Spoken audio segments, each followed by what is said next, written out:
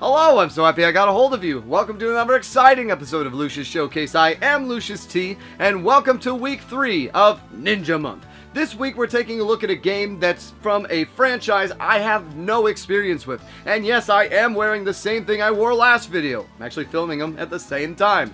That fourth wall breaking aside, let's jump in. Shinobi is another franchise I have no experience with. Being primarily a Sega property, that should come as no surprise. But I love ninjas, and the main character looks like Storm Shadow, so this should be fun. Let's dive in. There's a lot of games out there, some of which you've never even heard of. That's where I come in. I'm Lucious T. I've been playing games since the age of 2, and I have no life. This is retroactive. The Revenge of Shinobi is the sequel to the original Shinobi and the first iteration of the series for the Genesis. You play as a white ninja, even though he is black in the title sequence, and it's up to you to beat 8 scenarios en route to destroying the evil Neo-Zeed ninja clan. And it's not like they give you a choice either. They murder your mentor and steal your girlfriend before the game even starts. Now, I actually read the manual, and it led me to believe that you could play levels out of order and gain 2 lives after beating a scene, which is not the case. At least not on easy, which I sadly did have to drop the difficulty down to, because once again, damn man, this game is brutal.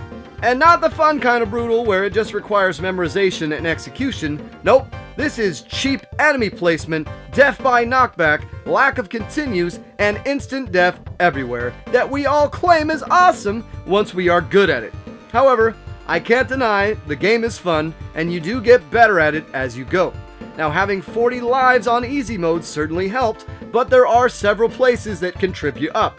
The Stage 2 waterfall was my first one, the Stage 5 freeway was the next, and lastly, the Stage 7 docks broke me. Now, Joe Musashi, aka you, can pick up weapon upgrades as you play, as well as refill your throwing stars. This is key, as once you run out of ninja stars, you need to get way too close to melee someone with your dagger or sword once you pick it up.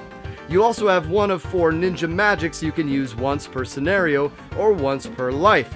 Now, scenarios are broken into 3 stages, 2 platforming ones and a boss fight. So unless you pick up a ninjutsu specific refill during the stage, once you use one of the ninjutsus, you're out until you die or beat the scenario. Well, I think you can guess that limiting my ninjutsus wasn't a problem, because if I could limit a scenario to losing 3 lives, that was a win. Now, you have an AoE fire damage ninjutsu, an electrical barrier that will protect you from damage until it takes 4 or so hits. This also prevents knockback.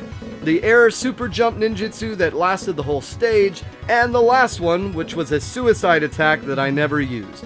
Now, I only found the air and electrical ones useful, especially the air one since it allowed you to jump twice as high. There is a double jump mechanic in this game that is not easy to consistently trigger. It's similar to Moon Crystal, but even more finicky. The reason for this is you have to hit the jump button again at the peak of your jump to do a somersault. This launches you a little higher.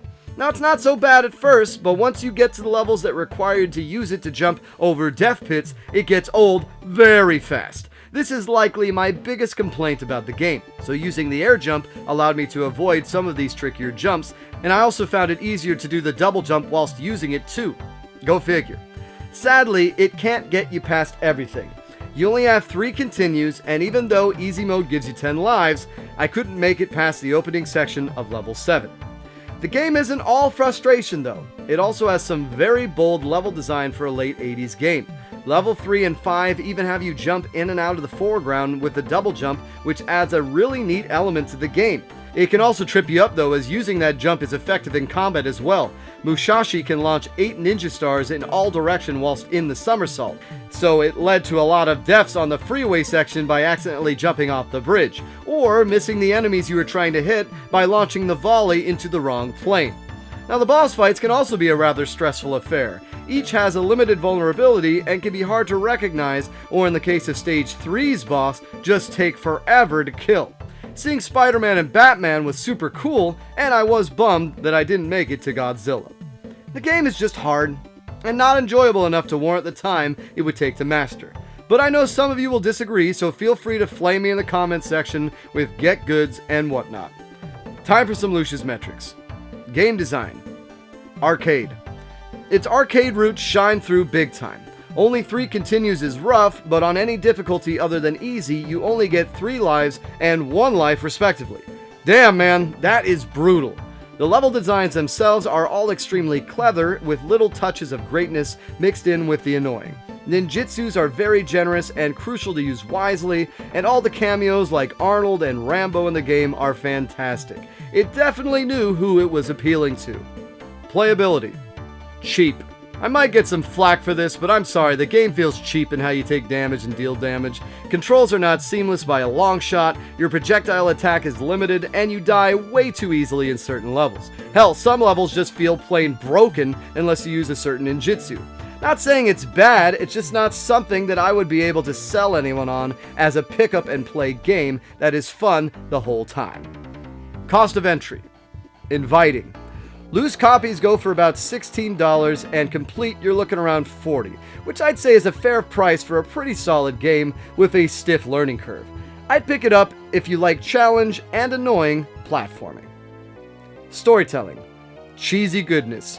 Your master is killed at the beginning and your girlfriend is kidnapped. The stakes are real, mate, but then the game throws in all these pop culture references and ridiculous locales, and it's just a good time. Very enjoyable. The Revenge of Shinobi is a hell of a pelt to hang on the wall. However, it does require a solid time commitment and patience, something that for me just wasn't worth the amount of frustration and lack of fun I was having. I can handle unfair gameplay, but when that unfairness comes down to the controls, I just can't justify it. Now, I do feel like less of a gamer having thrown in the towel, but sometimes you just need to know when to call it quits.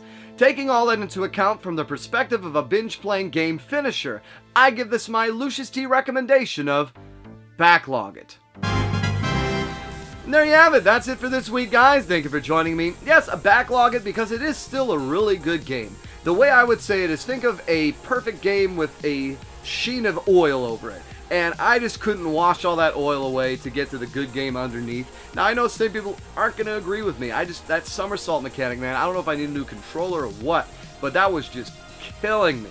So yeah, I'll give it a shot sometime down the road. I will eventually beat it, but as for this week, we're moving on and on to next week, which is going to be a Super Nintendo game that doesn't have Ninja in the title.